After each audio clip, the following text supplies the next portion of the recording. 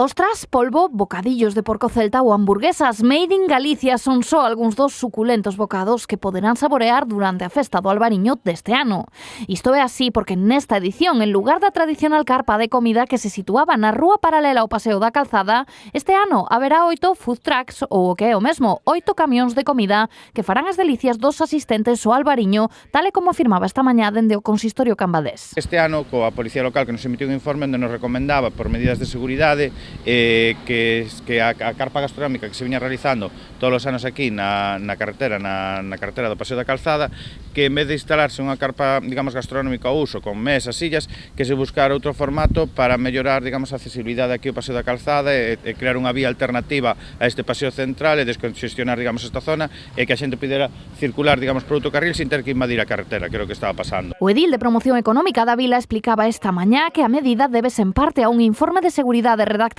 polos membros da Policía Local. Unha iniciativa que se organizou en consenso con Cambados Zona Centro, os cales ven positiva esta nova oferta gastronómica. Pero que a vez tamén que era preciso, digamos, mellorar tamén esa situación. E vían como moi factible para eles e lle interesaba no sentido de que a xente que queira comer sentado que acuda a un restaurante, dos que hai en Cambados, que pode acudir, pero que tamén se serviran comidas aquí na carpa e que poderan atender, digamos, eses visitantes que veñen aquí á carpa da Festa do Albariño que poidan ser atendidos. En total hai 8 prazas disponibles para este tipo de vehículos, dos cales 5 xa están cubertos e quedan libres polo de agora 3 prazas. Os que queiran optar a unha delas deberán acudir ao Concello a informarse, pero iso sí, sen esquecerse que non hai cousa mellor para acompañar un bo albariño que a gastronomía galega.